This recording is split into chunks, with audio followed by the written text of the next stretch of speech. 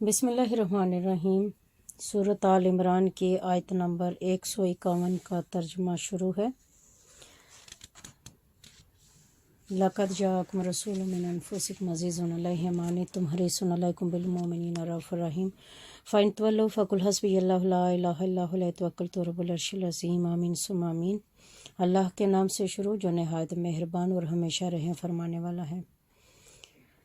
ہم عنقریب کافروں کے دلوں میں تمہارا رعب ڈال دیں گے اس وجہ سے کہ انہوں نے اس چیز کو اللہ کا شریک ٹھہرایا جس کے لیے اللہ نے کوئی سند نہیں اتاری، اور ان کا ٹھکانہ دوزخ ہے اور ظالموں کا وہ برا ٹھکانہ ہے۔ اور بے شک اللہ نے تمہیں اپنا وعدہ سچ کر دکھایا جب تم اس کے حکم سے انہیں قتل کر رہے تھے، یہاں تک کہ تم نے بزدلی کی اور رسول اللہ صلی اللہ علیہ وسلم کے حکم کے بارے میں جھگڑنے لگے، اور تم نے اس کے بعد ان کی نافرمانی کی جبکہ اللہ نے تمہیں وہ فتح دکھا دی تھی جو تم چاہتے تھے۔ تم میں سے کوئی دنیا کا خواہشمند تھا اور تم میں سے کوئی آخرت کا طلبگار تھا، پھر اس نے تمہیں ان سے مغلوب کر کے پھیر دیا تاکہ وہ تمہیں آزمائے۔ بعد ازاں اس نے تمہیں معاف کر دیا، اور اللہ اہل ایمان پر بڑے فضل والا ہے۔ جب تم افراتفری کی حالت میں بھاگے جا رہے تھے اور کسی کو مڑ کر نہیں دیکھتے تھے، اور رسول اللہ صلی اللہ علیہ وسلم اس جماعت میں کھڑے جو تمہارے پیچھے ثابت قدم رہی تھی تمہیں پکار رہے تھے، پھر اس نے تمہیں غم پر غم دیا۔ یہ نصیحت و تربیت تھی تاکہ تم اس پر جو تمہارے ہاتھ سے جاتا رہا اور اس مصیبت پر جو تم پر آن پڑی رنج نہ کرو، اور اللہ تمہارے کاموں سے خبردار ہے۔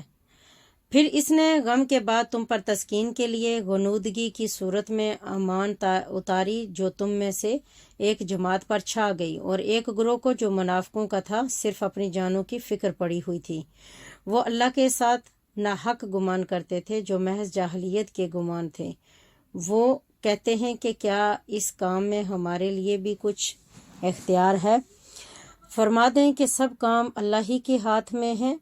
اور اپنے دلوں میں وہ باتیں چھپائے ہوئے ہیں جو آپ پر ظاہر نہیں ہونے دیتے۔ کہتے ہیں کہ اگر اس کام میں کچھ ہمارا اختیار بھی ہوتا تو ہم اس جگہ قتل نہ کیے جاتے۔ فرما دیں اگر تم اپنے گھروں میں ہوتے تو اب بھی جن کا مارا جانا لکھا جا چکا تھا وہ ضرور اپنی قتل گاہوں کی طرف نکل کر آ جاتے، اور یہ اس لیے کیا گیا ہے کہ جو کچھ تمہارے سینوں میں ہے اللہ اسے آزمائے، اور جو وسوسے تمہارے دلوں میں ہیں انہیں خوب صاف کر دے، اور اللہ سینوں کی بات خوب جانتا ہے۔ یہاں پہ ایک تو یہ جنگ کی حالت میں جب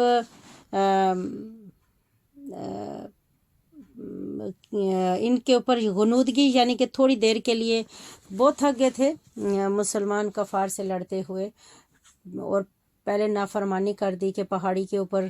ایک جگہ پہ کھڑے تھے، تعینات تھے، تو آقا علیہ الصلوۃ والسلام جی نے انہیں کہا تھا یہاں سے کسی بھی صورت پیچھے نہ ہٹنا، لیکن جب انہوں نے دیکھا کفار لوگ بھاگ رہے ہیں تو مال غنیمت کی طرف بھاگ پڑے۔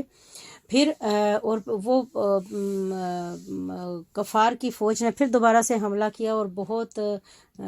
بھاگ دوڑ مچ گئی۔ پھر بھی آخر اللہ تعالیٰ نے مسلمانوں کو فتح دی، اور اتنے تھک کے چور چور ہو چکے تھے، پھر تھوڑی دیر کے لیے وہ غنودگی سی اللہ تعالیٰ نے ان کو دی جس کی وجہ سے ساری تھکن ان کی دور ہو گئی۔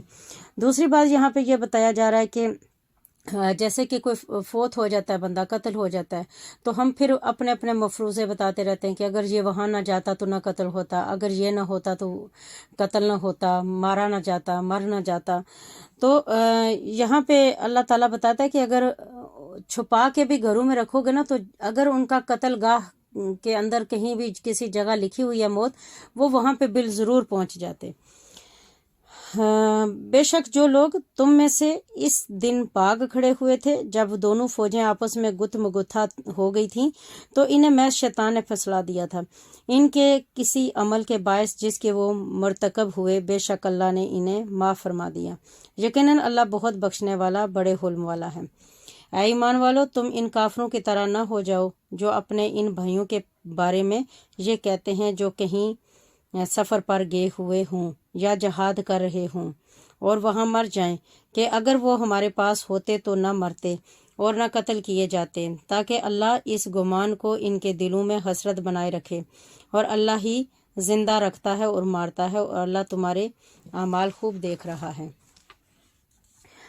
اور اگر تم اللہ کی راہ میں قتل کر دیے جاؤ یا تمہیں موت آ جائے تو اللہ کی مغفرت اور رحمت اس مال و متاع سے بہت بہتر ہے جو تم جمع کرتے ہو۔ اور اگر تم مر جاؤ یا مارے جاؤ تو تم سب اللہ ہی کے حضور جمع کیے جاؤ گے۔ اے حبیب صلی اللہ علیہ وسلم، پس اللہ کی کیسی رحمت ہے کہ آپ ان کے لیے نرم طبع ہیں، اور اگر آپ تند ہو اور سخت دل ہوتے تو لوگ آپ کے گرد سے چھٹ کر بھاگ جاتے۔ سو آپ ان سے درگزر فرمایا کریں اور ان کے لیے بخشش مانگا کریں، اور اہم کاموں میں ان سے مشورہ کیا کریں۔ پھر جب آپ پختہ ارادہ کر لیں تو اللہ پر بھروسہ کیا کریں، بے شک اللہ توکل والوں سے محبت کرتا ہے۔ یہاں پہ کتنی پیاری اللہ تعالیٰ نے ادائیں سکھائیں اور بتائیں اپنے حبیب صلی اللہ علیہ وسلم کو کہ لوگوں کے ساتھ کیسا آپ سلوک کریں، میرے باقی کے بندوں کے ساتھ کیسا آپ سلوک کریں، کس طرح نرم انداز ان سے اپنائیں۔ اگر ذرا سا بھی سختی کریں گے تو یہ بھاگ جائیں گے، پاس بیٹھیں گے بھی نہیں۔ تو کتنی مطلب پیارے، اور پھر یہ بھی کہ ان پیارے سے لوگوں سے مشورے بھی لیا کریں بڑے بڑے جب اہم فیصلے ہوں، تاکہ یہ خوش ہو جائیں گے کہ ہمیں اہمیت دی جا رہی ہے۔ تو یہ اللہ تعالیٰ کی کتنی، اللہ تعالیٰ بڑے قریب سے سنتا ہے، اور بڑے پیارے انداز میں اللہ تعالیٰ وصیت کر رہا ہوتا ہے، بہت باریکی سے انسانوں کے بارے میں اللہ سوچ رہا ہوتا ہے۔ اگر اللہ تمہاری مدد فرمائے تو تم پر کوئی غالب نہیں آ سکتا، اور اگر وہ تمہیں بے سہارا چھوڑ دے تو پھر کون ایسا ہے جو اس کے بعد تمہاری مدد کر سکے۔ اور مومنوں کو اللہ ہی پر بھروسہ رکھنا چاہیے، اور کسی نبی کی نسبت یہ گمان ہی ممکن نہیں کہ وہ کچھ چھپائے گا، اور جو کوئی کسی کا حق چھپاتا ہے تو قیامت کے دن اسے وہ لانا پڑے گا جو اس نے چھپایا تھا، پھر ہر شخص کو اس کے عمل کا پورا بدلہ دیا جائے گا، اور ان پر ظلم نہیں کیا جائے گا۔ بھلا وہ شخص جو اللہ کی مرضی کے تابع ہو گیا اس شخص کی طرح کیسے ہو سکتا ہے جو اللہ کے غضب کا سزاوار ہوا ہو، اور اس کا ٹھکانہ جہنم ہے، اور وہ بہت ہی بری جگہ ہے۔ اللہ کے حضور ان کے مختلف درجات ہیں، اور اللہ ان کے اعمال کو خوب دیکھتا ہے۔ بے شک اللہ نے مسلمانوں پر بڑا احسان فرمایا کہ انہی میں سے عظمت والا رسول بھیجا جو ان پر اس کی آیتیں پڑھتا اور انہیں پاک کرتا ہے اور انہیں کتاب و حکمت کی تعلیم دیتا ہے، اگرچہ وہ لوگ اس سے پہلے گمراہی میں تھے۔ کیا جب تمہیں ایک مصیبت آ پہنچی حالانکہ تم اس سے دو چند دشمن کو پہنچا چکے تھے تو تم کہنے لگے کہ یہ کہاں سے آ پڑی؟ فرما دیں کہ یہ تمہاری اپنی ہی طرف سے ہے، بے شک اللہ ہر چیز پر خوب قدرت رکھتا ہے۔ اور اس دن جو تکلیف تمہیں پہنچی جب دونوں لشکر باہم مقابل ہو گئے تھے، سو وہ اللہ کے حکم ہی سے تھی، اور یہ اس لیے کہ اللہ ایمان والوں کی پہچان کرا دے اور ایسے لوگوں کی بھی پہچان کرا دے جو منافق ہیں۔ اور جب ان سے کہا گیا کہ آؤ اللہ کی راہ میں جنگ کرو یا دشمن کے حملے کا دفاع کرو، تو کہنے لگے کہ اگر ہم جانتے کہ واقعتاً کسی ڈب کی لڑائی ہو گئی یا ہم اسے اللہ کی راہ میں جنگ جانتے تو ضرور تمہاری پیروی کرتے۔ اس دن وہ یعنی کہ ظاہری ایمان کی نسبت کھلے کفر سے زیادہ قریب تھے، اور اپنے منہ سے وہ باتیں کہتے تھے جو ان کے دلوں میں نہیں ہیں، اور اللہ ان باتوں کو خوب جانتا ہے جو وہ چھپا رہے ہیں۔ یہ وہی لوگ ہیں جنہوں نے باوجود اس کے کہ خود گھروں میں بیٹھے رہے اپنے بھائیوں کی نسبت کہا کہ اگر وہ ہمارا کہا مانتے تو نہ مارے جاتے۔ فرما دیں کہ تم اپنے آپ کو موت سے بچا لینا اگر تم سچے ہو۔ اور جو لوگ اللہ کی راہ میں قتل کیے جائیں انہیں ہرگز مردہ خیال بھی نہ کرنا، بلکہ وہ اپنے رب کے حضور زندہ ہیں، انہیں جنت کی نعمتوں کا رزق دیا جاتا ہے، وہ حیات جاودانی کی ان نعمتوں پر فرحاں و شاداں رہتے ہیں جو اللہ نے انہیں اپنے فضل سے عطا فرما رکھی ہیں، اور اپنے ان پچھلوں سے بھی جو تاحال ان سے نہیں ملے، انہیں ایمان اور اطاعت کی راہ پر دیکھ کر خوش ہوتے ہیں کہ ان پر بھی نہ کوئی خوف ہوگا اور نہ وہ رنجیدہ ہوں گے۔ اور اللہ کی تجلیات قرب کی نعمت اور لذت وصال کے فضل سے مسرور رہتے ہیں، اور اس پر بھی کہ اللہ ایمان والوں کا اجر ضائع نہیں فرماتا۔ جن لوگوں نے زخم کھا چکنے کے بعد بھی اللہ اور رسول کے حکم پر لبیک کہا، ان میں جو صاحبان احسان ہیں اور پرہیزگار ہیں، ان کے لیے بڑا اجر ہے۔ اب صاحب احسان کے حوالے سے تھوڑا سا اور آسان بتا دوں۔ صاحب احسان وہ لوگ ہوتے ہیں جو اپنی ہی جانوں پر احسان کرتے ہیں۔ اب اپنی جانوں پہ کیسے احسان ہوا کہ وہ اللہ کے بتائے ہوئے ان راستوں پہ چلتے ہیں جن پہ چلنے سے ان کی آخرت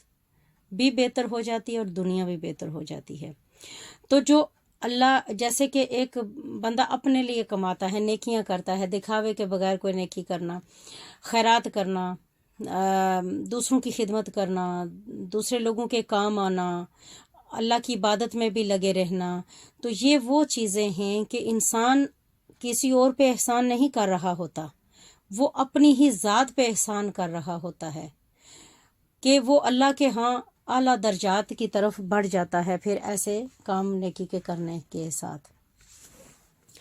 یہ وہ آگے چلتے ہیں آیت نمبر 73 کی طرف۔ یہ وہ لوگ ہیں کہ جن سے لوگوں نے کہا کہ مخالف لوگ تمہارے مقابلے کے لیے بڑی کثرت سے جمع ہو چکے ہیں، اور سو ان سے ڈرو، تو اس بات نے ان کے ایمان کو اور بڑھا دیا، اور وہ کہنے لگے کہ ہمیں اللہ کافی ہے اور وہ کیا اچھا کارساز ہے۔ پھر وہ مسلمان اللہ کے انعام اور فضل کے ساتھ واپس پلٹے، انہیں کوئی گزند نہ پہنچی اور انہوں نے رضائے الہی کی پیروی کی، اور اللہ بڑے فضل والا ہے۔ بے شک یہ مخبر شیطان ہی ہے جو تمہیں اپنے دوستوں سے دھمکاتا ہے، بس ان سے مت ڈرا کرو اور مجھ سے ہی ڈرا کرو اگر تم مومن ہو۔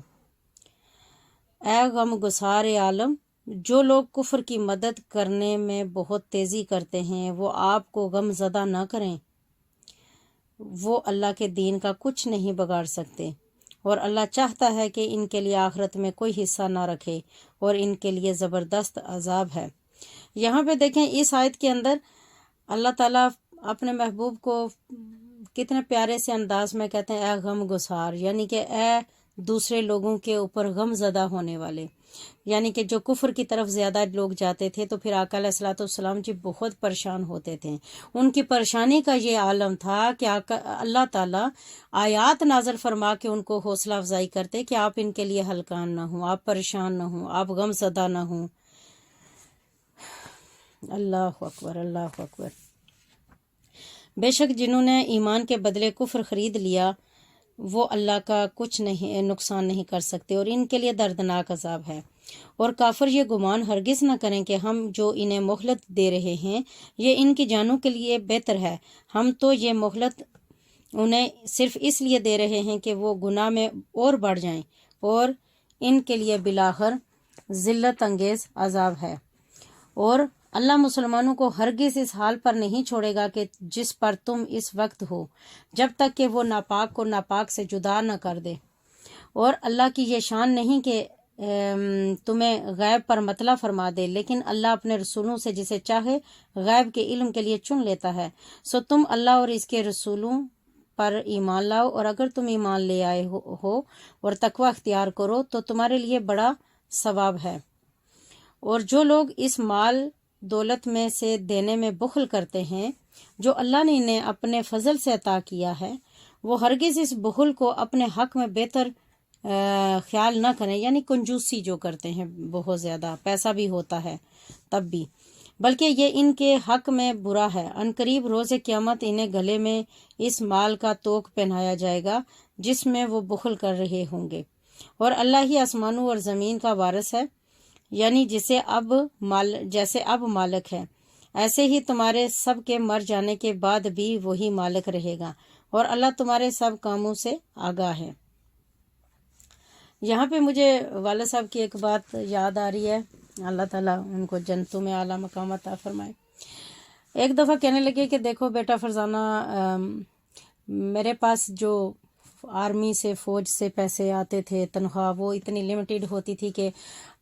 ہوتی ہے کہ آپ سب لوگوں کے ایجوکیشن کے اوپر خرچ ہو جاتے ہیں، میرے پاس پیسے ہیں نہیں ہیں، بینک میں کبھی جمع ہی نہیں ہوئے، نہ بینک کا اکاؤنٹ ہے،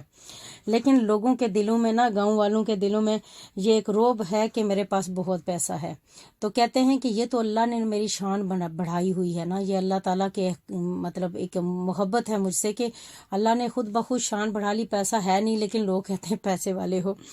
تو جو بھی ہوتا وہ راہ اللہ دیتے رہتے تھے۔ تو یہی بات ہے کہ کچھ لوگ ایسے ہوتے ہیں کہ جن کے پاس پیسہ ہوتا بھی ہے تو وہ ہر وقت رونا ہی روتے رہتے ہیں، ہائے کہاں ہمارے پاس پیسہ ہی نہیں ہے۔ وہ دوستوں احباب سے ایسے بولتے ہیں کہ پیسہ نہیں ہے تاکہ کہیں دوست مانگ نہ لیں، کہیں کوئی ضرورت مند رشتہ دار مانگ نہ لے، تو اس لیے وہ پہلے سے ہی رونا پیٹنا شروع کر دیتے ہیں کہ ہمارے پاس پیسہ نہیں ہے تاکہ ہم سے کوئی مانگ نہ لے۔ آگے چلتے ہیں۔ بے شک اللہ نے ان لوگوں کی بات سن لی جو کہتے ہیں کہ اللہ محتاج ہے اور ہم غنی ہیں۔ اب ہم ان کی ساری باتیں اور ان کا انبیاء کو ناحق قتل کرنا بھی لکھ رکھیں گے، اور روز قیامت فرمائیں گے کہ اب تم جلا ڈالنے والے عذاب کا مزہ چکھو۔ یہ ان اعمال کا بدلہ ہے جو تمہارے ہاتھ آگے بھیج چکے ہیں، اور بے شک اللہ بندوں پر ظلم نہیں کرتا۔ صدق اللہ العظیم۔ اللہ تعالیٰ سے دعا ہے کہ یا اللہ پاک تو رحم و کرم فرما ہم سب لوگوں کے اوپر۔ میں نے جو کوشش کی یا اللہ تعالیٰ، یہ چھوٹی سی کوشش ہے میری طرف سے، یا اللہ تعالیٰ اس کو قبول و منظور فرما لے۔ یا اللہ تو جانتا ہے تیرے عشق میں یہ سب کچھ کر رہی ہوں، یا اللہ اس میں اپنے نفس کا کوئی نہیں کہ میں نفس کی خاطر کر رہی ہوں، یا اللہ تیری محبت میں ایسی حالت میں ہوں کہ مجھ سے جو کچھ ہو سکتا ہے عوام الناس کے لیے سہولت پیدا کرنے کے لیے، یا اللہ وہ میں کر رہی ہوں۔ یا اللہ پھر بھی غلطیاں کوتاہیاں بے شمار ہو جاتی ہیں، تو مجھے درگزر فرما، اور یا اللہ تعالیٰ ان لوگوں کا بھلا کر دے، ان کے علم میں اضافہ فرما، ان کے دلوں میں سکون بنا دے، یا اللہ تعالیٰ ان کے سکون والے دل بنا دے، ذہن سکون والے بنا دے، جو اس دعا کو، اس قرآن پاک کے ترجمے کو سنتے ہیں، یا اللہ ان کے گھروں کو نور سے منور فرما دے۔ آمین ثم آمین، وصلی اللہ تعالیٰ علی خیر خلقہ محمد و آلہ اصحابہ اجمعین برحمتک یا ارحم الراحمین، آمین ثم آمین۔